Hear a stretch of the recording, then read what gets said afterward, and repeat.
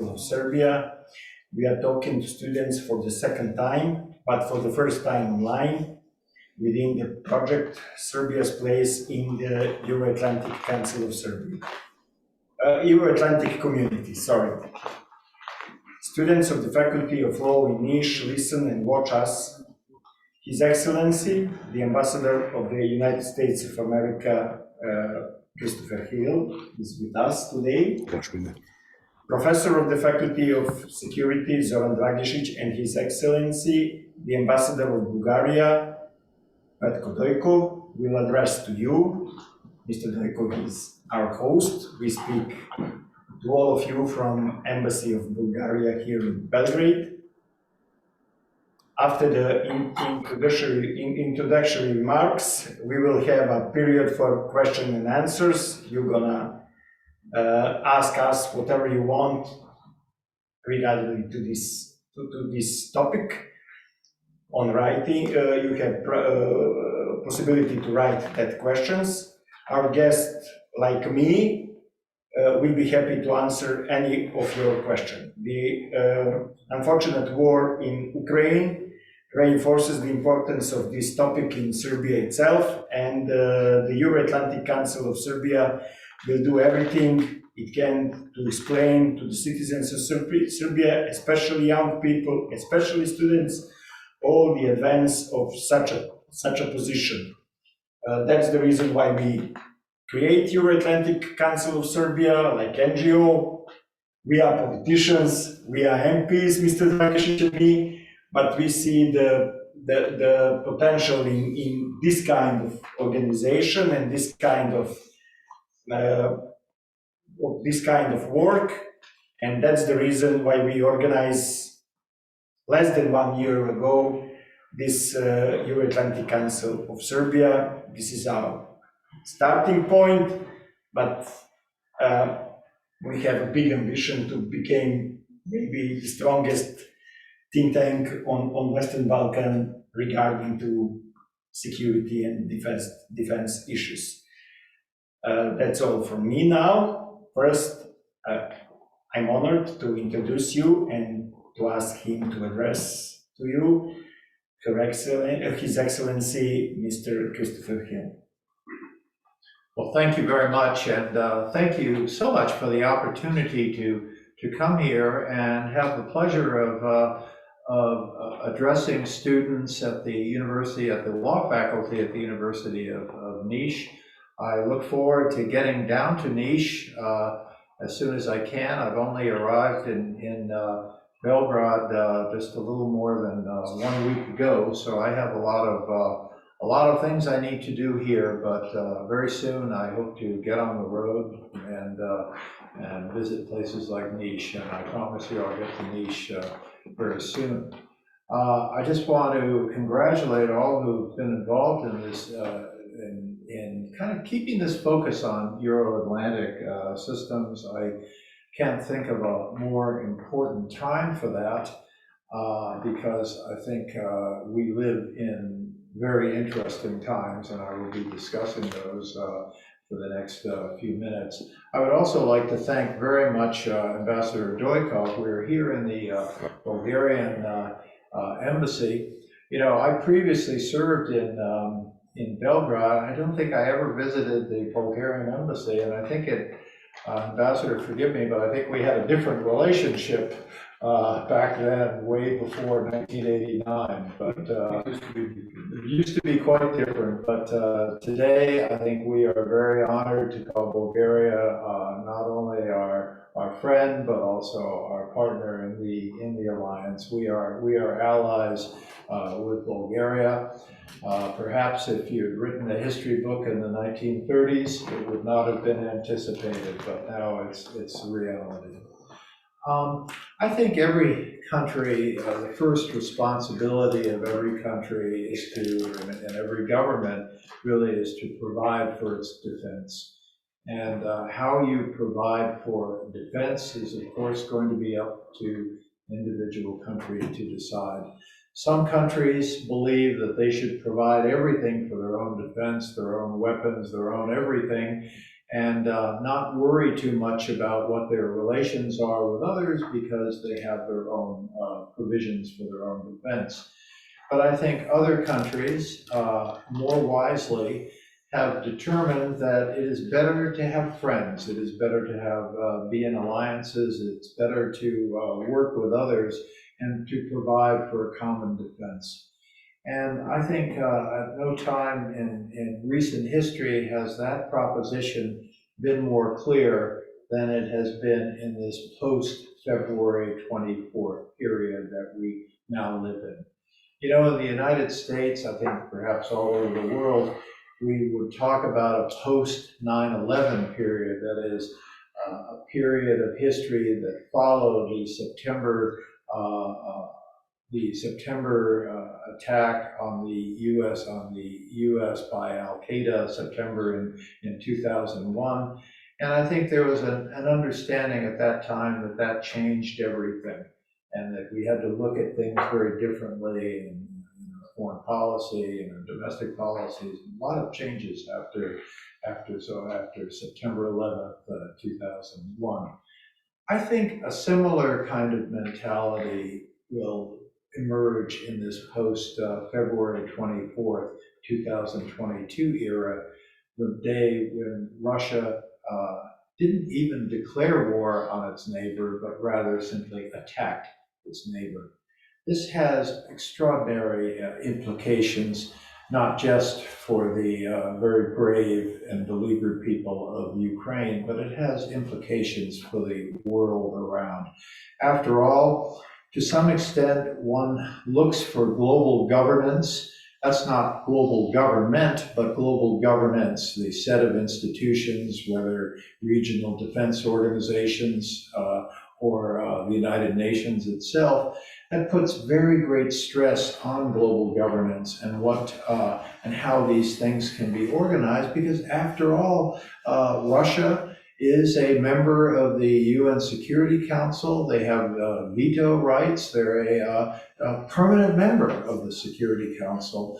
And yet we have a situation where that very country, that same country, has attacked its neighbor in a way that I think historians will be looking at this era for hundreds of years to see how this could have happened and how one people could attack a neighboring people with such brutality in the 21st century.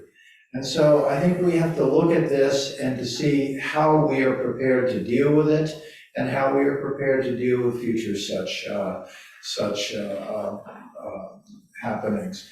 And I think it has emerged in this time that in fact some of the institutions that we have for dealing with these kinds of problems are proving to be not only resilient, but also institutions that are proving to be up to the task. And I would put NATO at the top of those institutions. I think NATO countries have responded in a way that I think gives great comfort to those of us who believe in this alliance, who believe that this is the most important military security alliance in the world. NATO countries, with great coordination among them, have worked very well together and have worked in a way that has a kind of open architecture that is working with other countries that are not in NATO.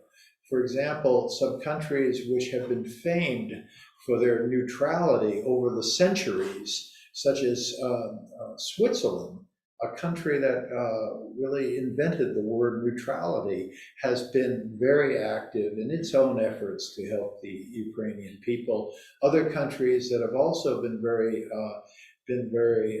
dedicated to the proposition of neutrality, such as Sweden, for example, has been providing help to the Ukrainian people and, I think importantly, to the Ukrainian armed forces.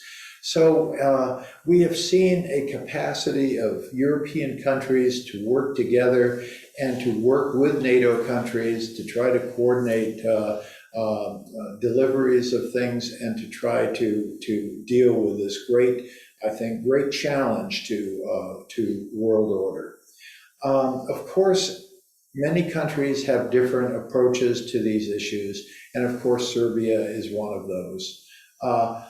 I am very aware of of our own historical relationship with Serbia, a historical relationship that has had its great moments and has had certainly its difficult moments. But what I'm also very aware of is that the moment we are at now with Serbia is a positive moment, and we intend to do more together to build on the moments that we have.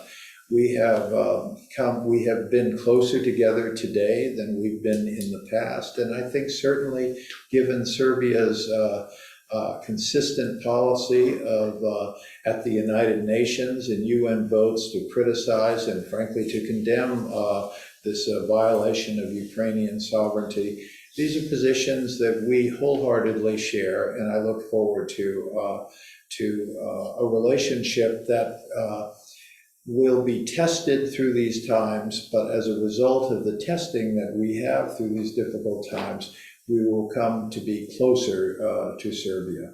Ultimately, how Serbia arranges for its defense, how Serbia manages its own security needs is a matter between the Serbian government and its people. How to do that, how to proceed with that. It's not up to the US to tell Serbia, or frankly to tell anybody, how they should organize for their national interests in the future.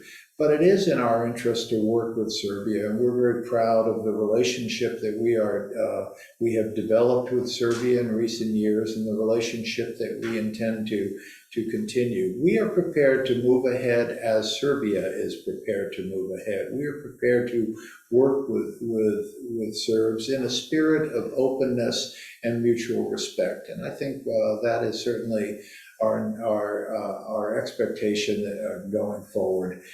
Obviously, this issue in Ukraine, this brutal attack, this unprovoked attack in Ukraine is an issue that all countries need to be concerned about. We cannot expect to go back to normal. We cannot expect our relationship, in this case, the United States relationship with Russia, which we tried to work on through the decades, especially since the dissolution of the Soviet Union and the recreation, really, of the Russian Federation. We tried very hard to work with Russia, but it is very clear, as President Biden has stated on many occasions, there is no going back on where we are. We are in a kind of a difficult but bold new future in dealing with Russia. I think historians can suspect that in looking ahead, which is not what historians always do, looking ahead, there will be new history to be written. I doubt any country in Europe, and I would include Serbia in that calculation, I doubt any country in Europe will have the same relationship with Russia that it did before February 24th. We look forward at a minimum to enhance our dialogue with Serbia, to understand what Serbia's aspirations are, and to see if an approach which stresses mutuality and respect for each other's sovereignty, that we can move forward with Serbia. Again, nothing is going to be the same, and we need to be prepared to embrace those differences in the future and what things will look like in the future. There is much to look at in the past, of course, and I will not tell students at a law faculty how to look at the past, because to a great extent it is the duty of lawyers, not only historians, but lawyers too, to look at what happened in the past. But I think it is the special and perhaps unique duty of diplomats to look forward and to see what elements will be necessary to build a relationship, a bilateral relationship that is commensurate with each other's desires in that relationship. It is going to be up to Serbia and the people of Serbia to determine their own defensive posture, to determine their security needs. We stand ready to support Serbian aspirations. Serbia needs to look at the possibility of what could it do, what could accomplish for itself as a NATO member. But I want to stress that's up to Serbia to decide. If that were to be the choice, if there were a desire, just as there is right now, for Serbia does have a desire to join the European Union, we will find ourselves supportive of Serbia. Joining the European Union, of course, involves a lot of tough decisions for Serbia to make, but Serbia is proceeding. If Serbia were to want to join the NATO, there would also be some tough decisions that it has to make in terms of relationships, in terms of procedures, etc., and we would seek to help Serbia. But I want to stress again, that is up to Serbia. It is not up to us. So as I begin this time back in Serbia, a country that for those of you who don't know, my father was a diplomat. I was here when I was 6 years old. I was here again when I was 25 years old. I know a little about this country, but I'm respectful enough of this country to know that you cannot judge Serbia by what you knew some decades ago. You have to judge what is going on by what is happening today and what the aspirations are for tomorrow. So I look forward to my time here, but in particular right now, I look forward to any questions that you might have. Thank you very much. Thank you very much, Your Excellency. I must tell you one thing. In late 90s, I was the president of one opposition party, Democratic Party of Serbia, in my municipality. But when the war is going on and bombing, I was on the canyon. I was soldier. You were a soldier? Yeah, I was soldier, reserve, air defense of Serbia. I shoot on American planes in that time. And I was against Milosevic. Yeah. And he arrested me many times. After that, I became MP, and now, last decade, Mr. Dragišić and me, we are probably the loudest voices we are for sure the loudest voices in Serbia for becoming members of NATO. Because we have our own experience. He's a professor, he's a soldier too. In other times, I was in that time, and we have our own experience. And if we speak about Japan, Germany, Italy, even Spain have a war against USA 100 years ago, and you are all now allies. We think that only in this situation, in this time, only solution for Serbia is membership of NATO, to become a strong allies with USA, and members of EU. That's our goal, the two of us. So now we can hear Professor Dragišić. Okay, dear colleagues, I continue my speech in Serbian language because it is easier for all of us. I think that excellencies understand Serbian language. I can continue. Da, razumijem. Yes, it's easier. Teško, ali razumijem. I will speak a little Polako. Drago mi je da imam priliku da vam se obratim i kao političar i kao profesor. Prošli put smo imali sastanak jedan sa kolegama na Ekonomskom fakultetu u Kragujevcu, koji je protekao u jednom sasvim drugačijem raspoloženju, pošto je situacija tada bila drugačija. 24. februar je dan koji je ozbiljno promenio situaciju u svetu i naše priče o aspiraciji ka članstvu u Ujedinjenim nacijama i savezništvu, odnosno partnerstvu sa NATO-om, sada moraju biti ozbiljno redefinisane, jer je svet od 24. februara i od trenutka kada je Rusija izvršila agresiju na Ukrajinu promenio se. Izazovi koji se nalaze pred čitavim svetom, pred čitavom Evropom, naravno su takvi da ne mogu mimo ići ni Srbiju.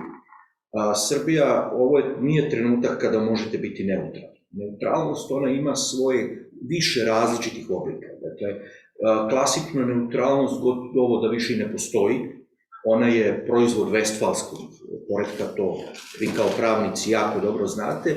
I postojale su tradicionalno neutralne države kao što je pomenuo je ambasador Švajcarsku, Švedska, Finska koja sada traži da uđe u NATO, Švedska takođe, i mi moramo gledati kao Srbija svoje ekonomske interese, svoje političke i svoje bezbednostne interese u ovom trenutku moramo staviti na prvo mesto, moramo kroz ovu krizu koja će po mojoj proceni potrajati jako dugo, moramo proći sa što manje štete po našu zemlju.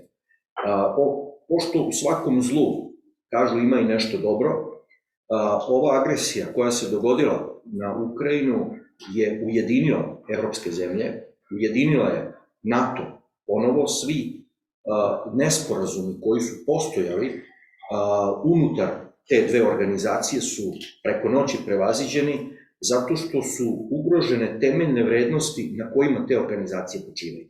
Dakle, ruska agresija je ugrozila poredak koji je uspostavljen nakon Drugog svjetskog rata, poredak koji je zasnovan na ljudskim pravima, na suverenim pravima država i suverenim pravu naroda da donosi odluke o svojoj budućnosti.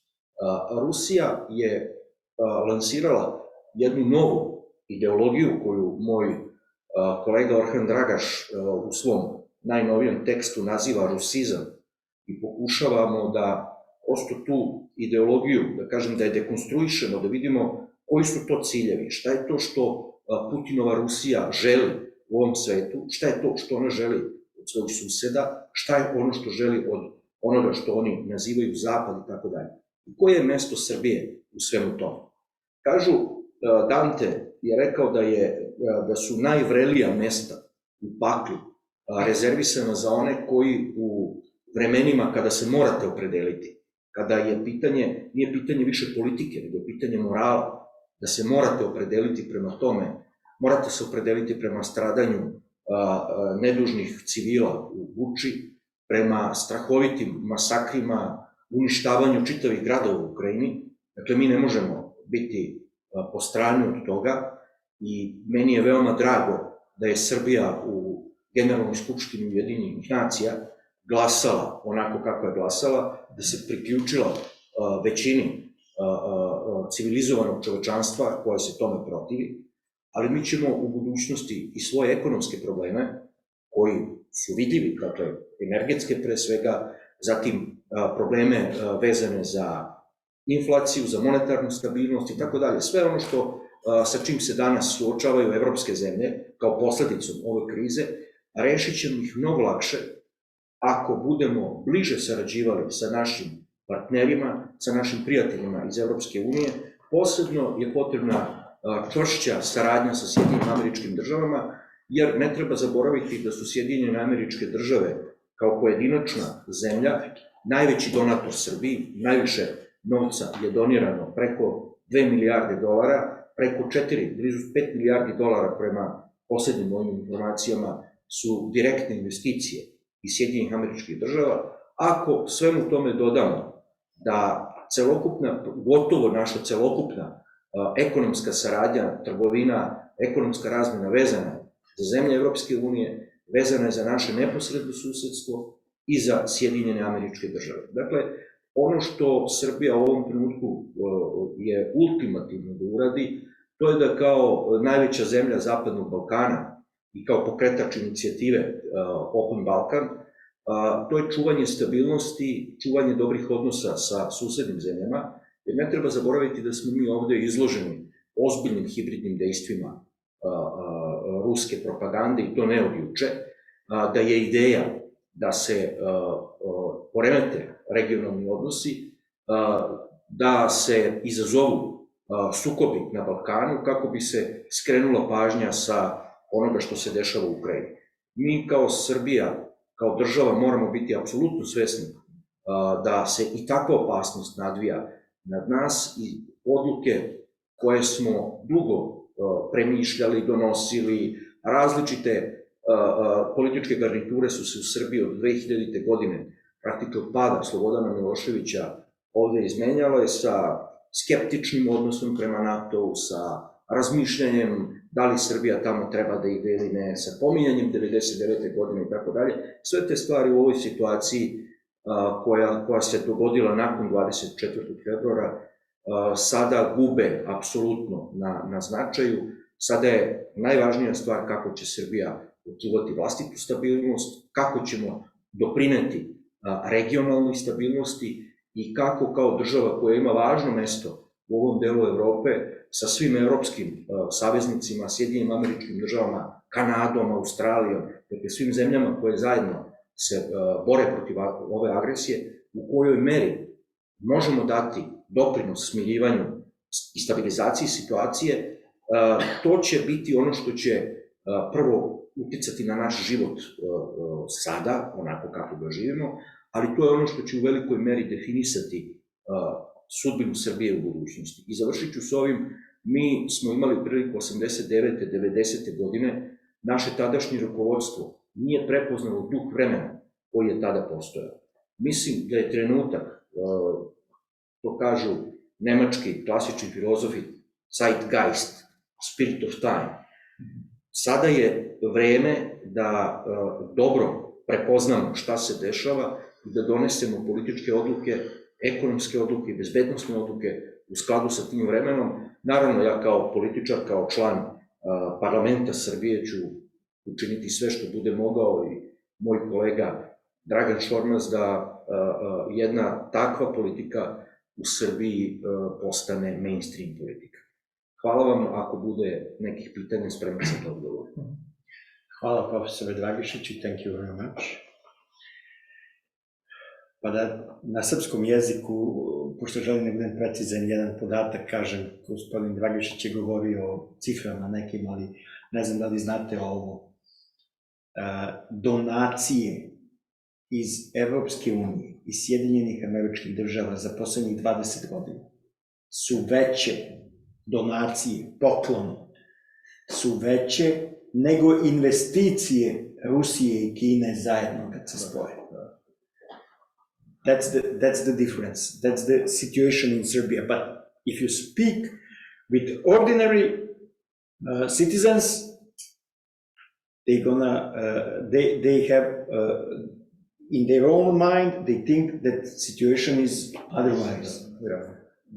Why? Because of the media situation in Serbia. That's the reason.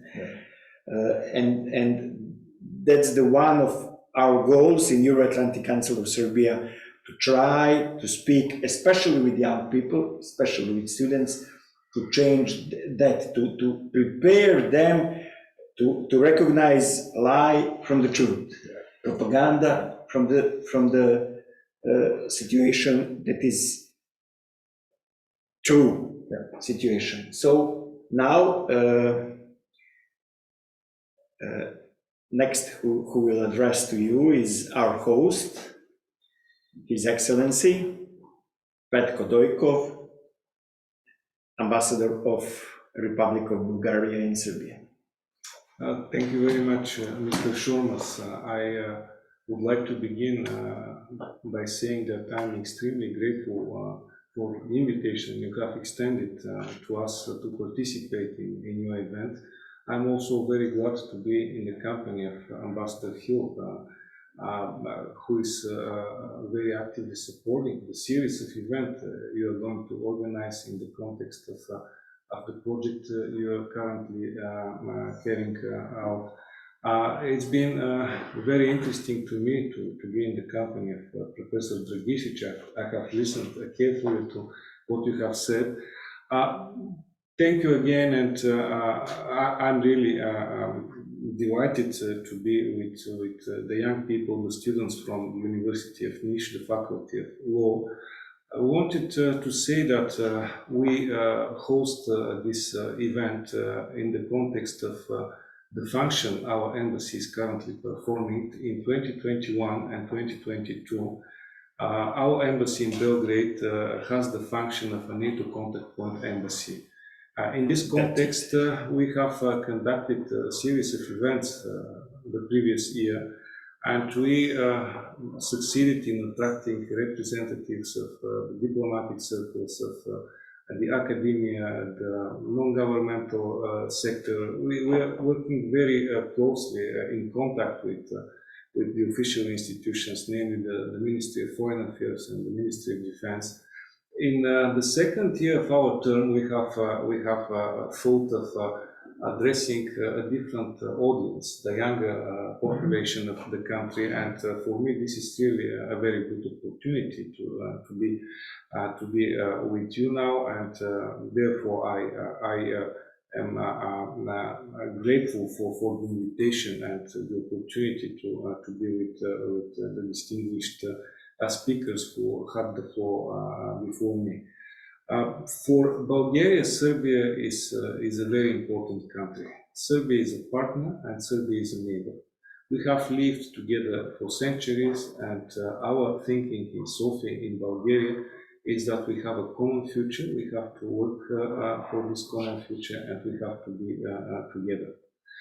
We have a very active dialogue, political dialogue. We have a very intense practical cooperation in many areas of interest. A lot of ministers from Bulgaria are visiting Serbia and vice versa.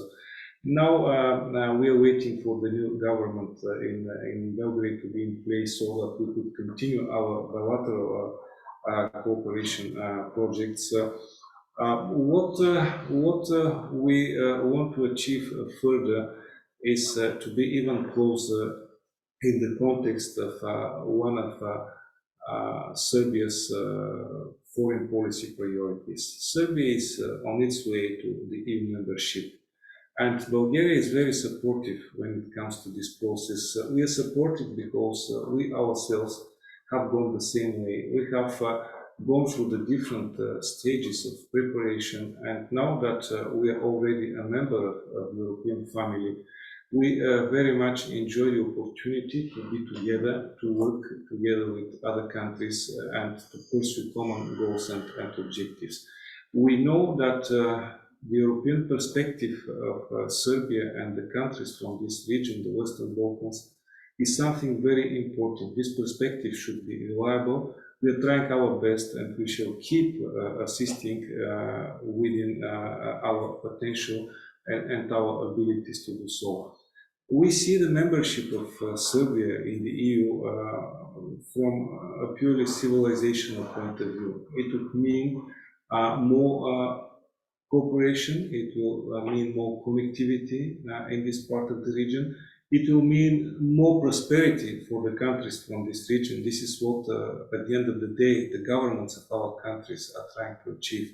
But it will also mean more security for all of us here. Therefore, it should be very clearly put and respectively understood that we see Serbia only as a future member of the European Union. And not only Serbia, but also the rest of the countries from the Western Balkans. If speaking of NATO, we are very well aware of the thinking in Belgrade, in Serbia, when it comes to this organization. This is a sovereign choice. This is a political line to be followed, because this is how the Serbian leadership and the Serbian society sees that at this particular period, this particular stage of the development of the country. For my country, Bulgaria, the situation is slightly different. 18 years ago, Bulgaria joined the alliance. That was our, as we call it, even historically, our civilizational choice. Bulgaria wanted to be part of this alliance. We officially applied for the membership. We went through the procedures to be followed in order to become a full-fledged member of the alliance. And nowadays, we enjoyed being there. We enjoy it not only from a purely security point of view, but also from the point of view of being able to cooperate in many other areas which are not less important, such as science, such as environment, such as connectivity, such as disaster preparedness, etc., etc. Needless to say that NATO has a vast choice of opportunities to be pursued. Provides a lot of opportunities. There are a lot of possibilities for cooperation, and we therefore see Serbia as an active participant in this interaction, in this cooperation between NATO and Serbia. From our position, or as performer of the functions of the contact point embassy, we are and we shall be trying to facilitate this interaction. What Serbia has given as a partner to NATO is impossible to deny. We very much appreciate the contribution of Serbia when it comes to contingents. We very much appreciate the willingness of Serbia to conduct a political dialogue, intense, active political dialogue. And this is the way it should be done as per what we see from the point of view of Sofia. The war in Ukraine, needless to say, my country cannot support the position of Russia. We cannot in any way say that this is a normal situation. We can't use another terminology but war and aggression, because this is a fact of life. We very much support Ukraine in this specific and difficult situation. We are extremely supportive when it comes to the territorial integrity, independence, sovereignty of Ukraine within its internationally recognized borders. What is disappointing is that one of the 5 permanent members of the UN Security Council is behaving in such a way, because the UN Security Council, the UN, is the body, is the world body. Ambassador Hil spoke of governance, of global governance. The UN is the pillar of our existence, of our security, and of our normal and prosperous development. And we have one of the representatives of the permanent members conducting a war against a neighboring country.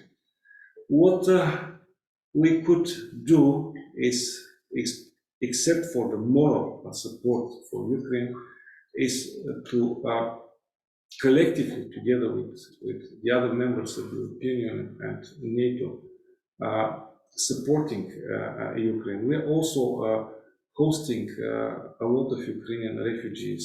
Around 70,000 is the number, as per the latest information which I have from Sofia. We are providing these people with accommodation and with primary care, and we stand ready to continue.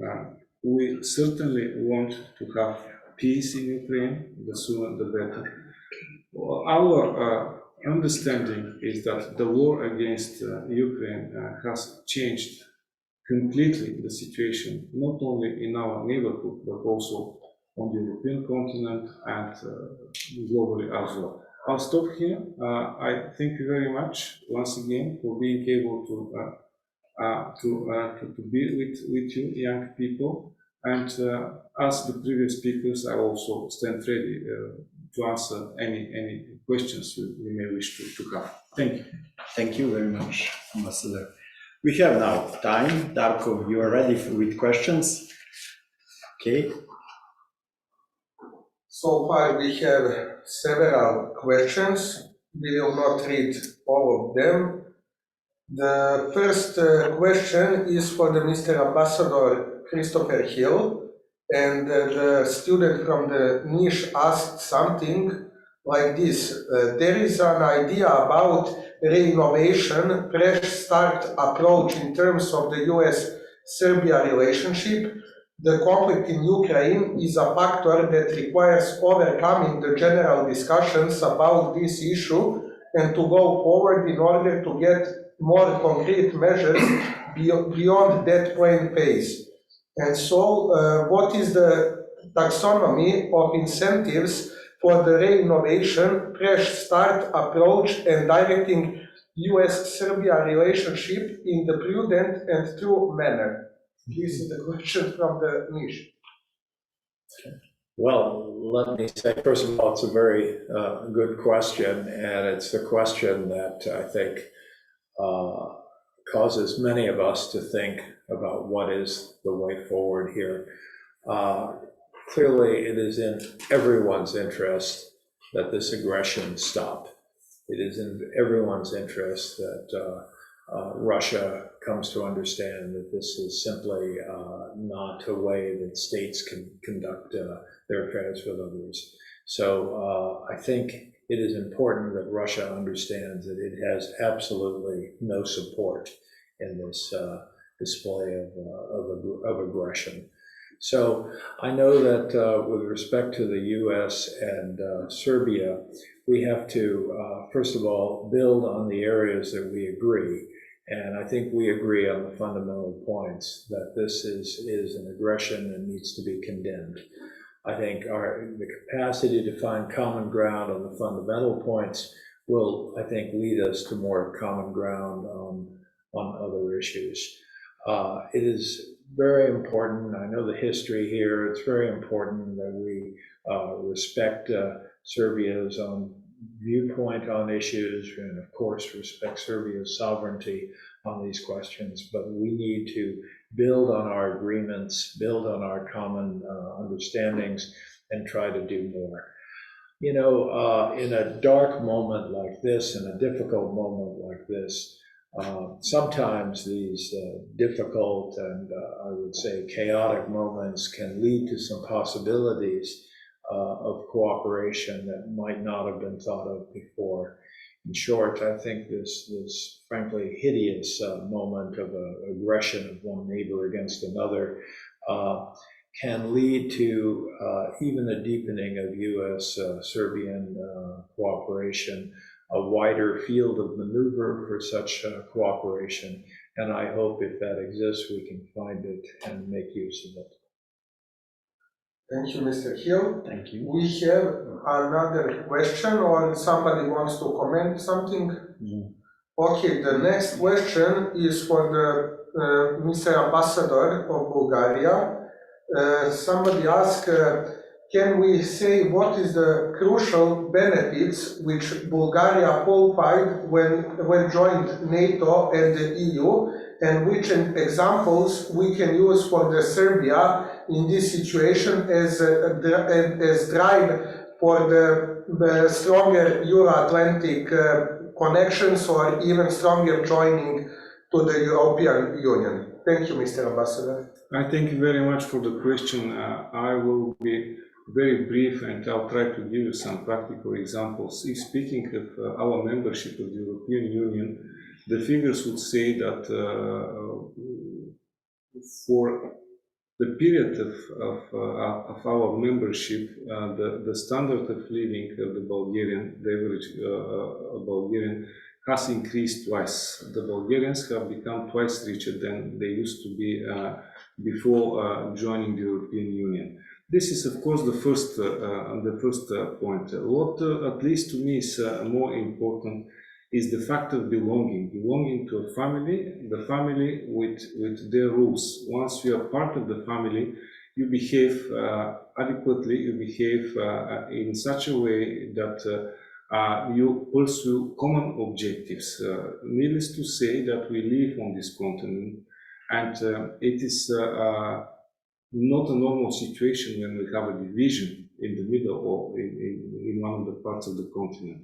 It impedes us from cooperating, not only purely economically and commercially, but it also impedes us from working in other important areas, such as the people contacts, for example.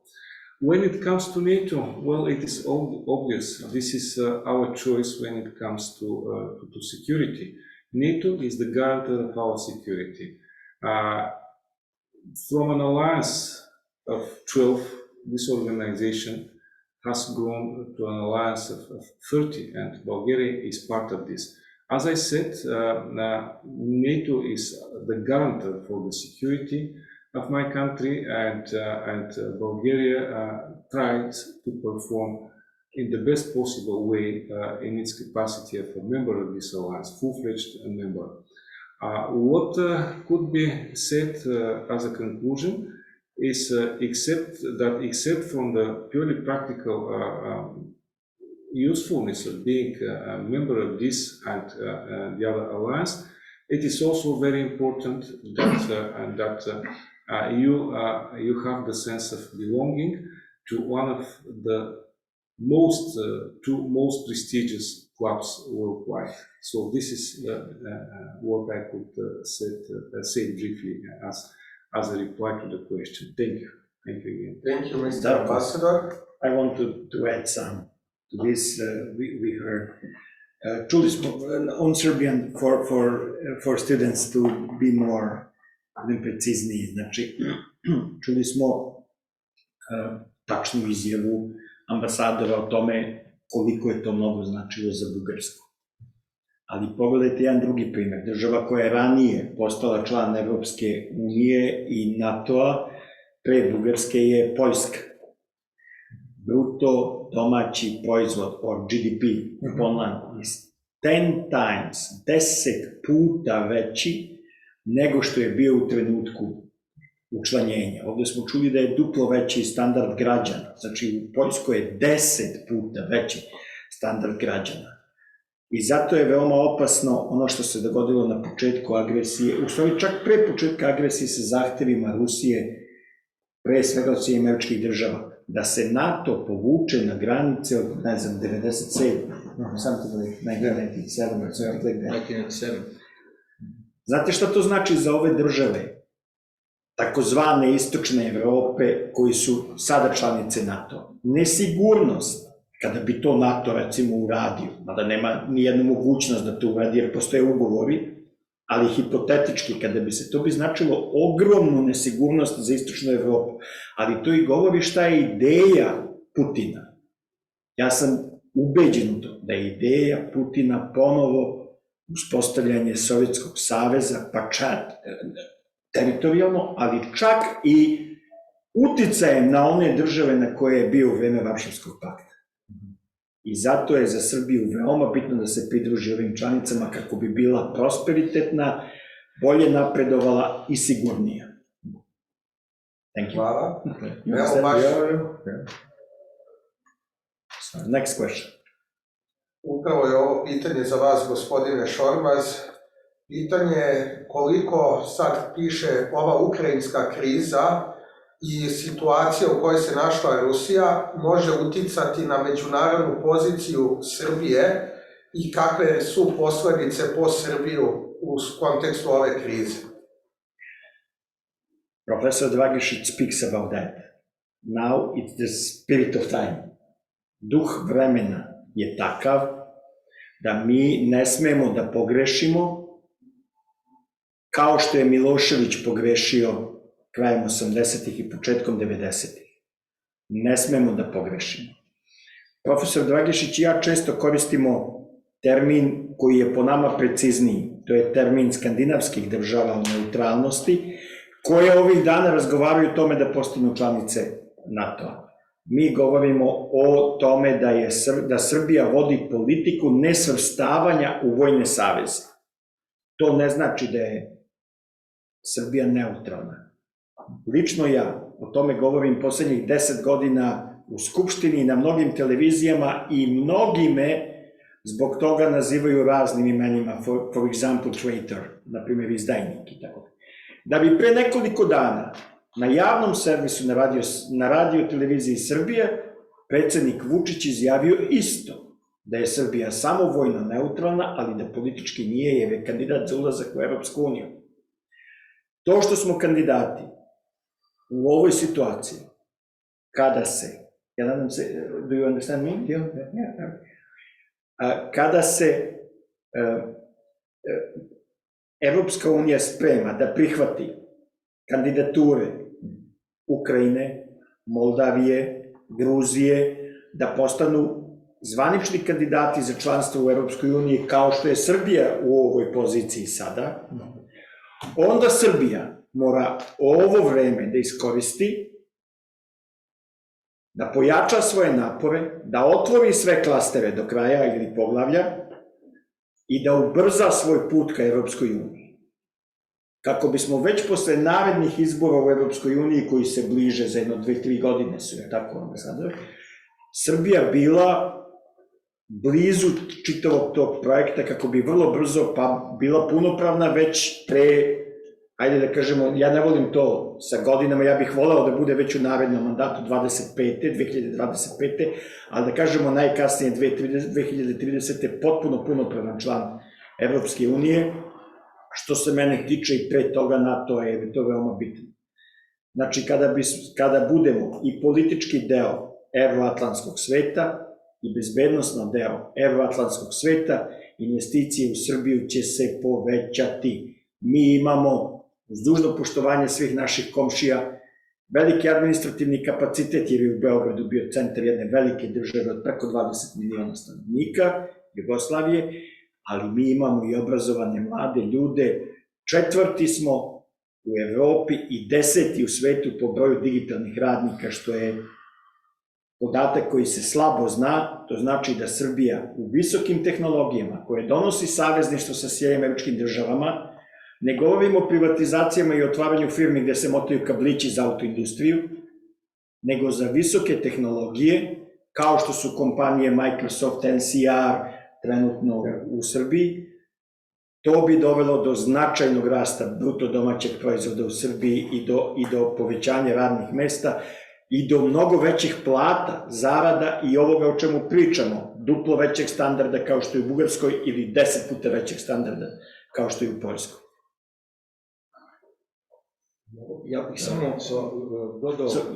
Ambassador. I just want to make sure I understand the point about if these other countries are considered candidates, Georgia and so on, then Serbia needs to move quickly to actually be a member, given all the things that you've already done. Yes, that's... If they became candidates, why can't we become a member? Yeah, of course, that's the point. Yeah. I just want to add something. Čini mi se da je i u briselskoj administraciji sazrela svest o tome da pogotovo da je Evropa nekompletna ukoliko sve zemlje Zapadnog Balkana ne postanu njene članice. Videli smo da je najsnažnije rusko hibridno delovanje u poslednjih godina bilo upravo prema neintegrisanim teritorijama. Ukrajina kao susedna država, dosta licemerno zvuči Putinova argumentacija da on ne želi da Ukrajina uđe u NATO, zato što neće da ima NATO članicu na svojim granicama. A on već ima 6 članica na svojim granicama, bez Ukrajine. Dakle, postavlja se veliko pitanje, da je Ukrajina bila integrisana, da li bi doživela ovo što je doživela. Zbog toga mislim da je jako važno da mi učinimo sa svoje strane veliki napor, tu se slažem sa mojim kolegom Šormazom, da učinimo veliki napor da otvorimo sve preostale klastere, da bismo završili, da bismo postali brzo članica, ali Evropa će biti mnogo sigurnija ukoliko su zemlje Zapadnog Balkana, ukoliko je Ukrajina, ukoliko je Gruzija i te zemlje, ukoliko postanu članice Evropske unije, i tu treba zaista prevazići taj birokratski pristup.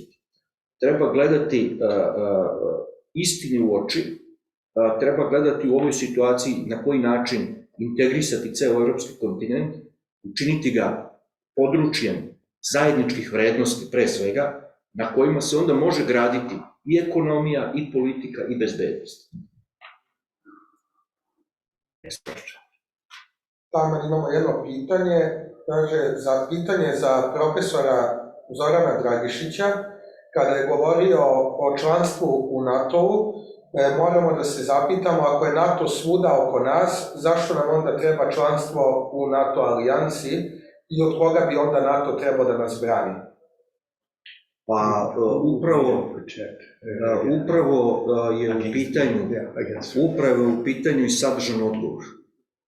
Pošto su svi oko nas u članstvu NATO-a, sve su zemlje oko nas članice NATO-a, upravo je to razlog da budemo i mi.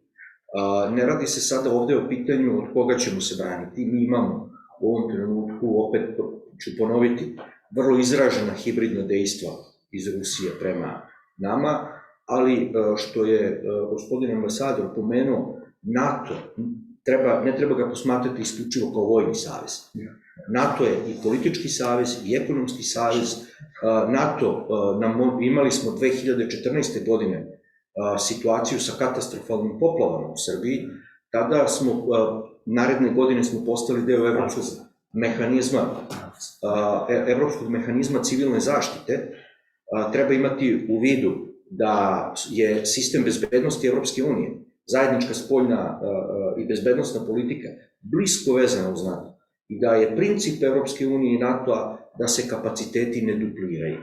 Tako da je za Srbiju mnogo jednostavnije, ako bismo ušli u NATO, mi bismo onda imali otvorena vrata, apsolutno, za sve. Možemo, kolega Šormaz i ja, kao članovi parlamentarne delegacije Srpske narodne skupštine u parlamentarnoj skupštini NATO-a, da potvrdimo koliko mi smo tamo zaista uvažen partner, ali koliko je pozicija zemalja članica drugačija i bolja nego pozicija nas koji smo partneri.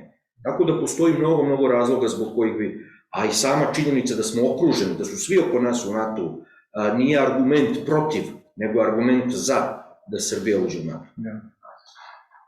Can I add just a couple? Yeah, of course. Thank you very much. It's not just about Article 5, as Professor Dragišić said. Ambassador Hil spoke of 9/11, 2001. At that time, I was still at the NATO headquarters as a member of our delegation to NATO. We were stupefied to see what was happening. The airplanes destroying the two buildings. Then the renegade concept was developed, and so it is not just about somebody comes and aggress you and starts waging a war against you. It may be another form of aggression, like we have terrorism and all these contemporary forms of aggression, cyber and hybrid wars, which was referred to by all previous speakers. And at the end of the day, it's all getting more and more asymmetric. It's not this original, since centuries, type of waging the war, like two armies against each other and they're fighting. So NATO could be useful. It's about collective security and indivisible security. So if we belong to Europe, our security should be only indivisible. This is my understanding. Ja bih samo dodao, koleginice ili kolega koji uputio pitanje, student. U NATO-u postoji program Nauka za mir, koji je malo poznat javnosti. Malo je poznato da je preko 20 projekata naši naučne institucije rade u okviru tog programa. Da je recimo biodizel koji je kod nas proizveden, da je upravo istraživači su dobili novac kroz projekat Nauka za mir. Tako da postoje i brojni projekti vezani za nauku koji su dostupni i Niškom univerzitetu i Pravnom fakultetu u Nišu, dakle projekti koji su vezani ne samo za, kažu kao ta nauka za mir, pa to možete samo vi s fakulteta bezbednosti. Što uopšte nije tačno. Mnoge su rađene iz oblasti poljoprivrede, iz oblasti visokih tehnologija, iz oblasti zdravstva. Dakle, NATO nije isključivo vojni savez i on je sve manje vojni savez, a mnogo više ima drugih aspekata koji su jako korisni za sve države članice. Okay, that's it with questions. Ambassador, do you want to add something? It's not bad.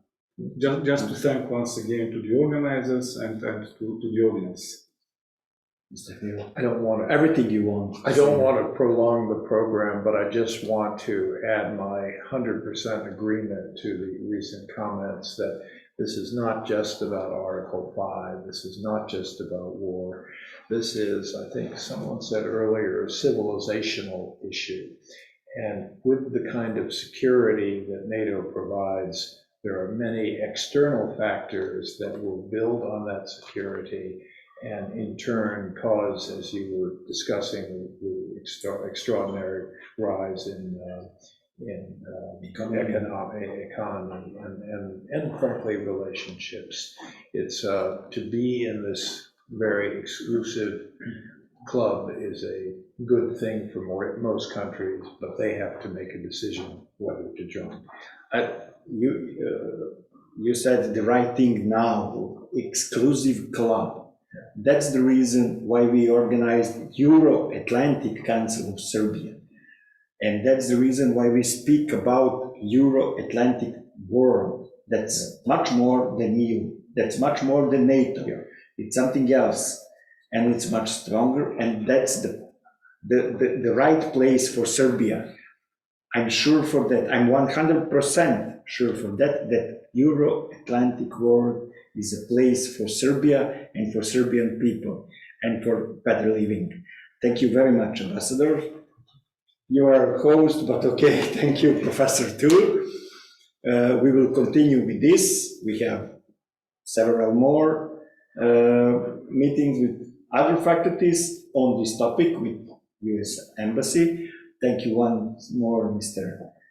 Ambassador and Bulgarian Embassy for this. Thanks to all our viewers. It's going to be much more when we put this on YouTube and when media coverage we have. Everybody will see what we said here. Thank you very much once more and see you next time. Thank you.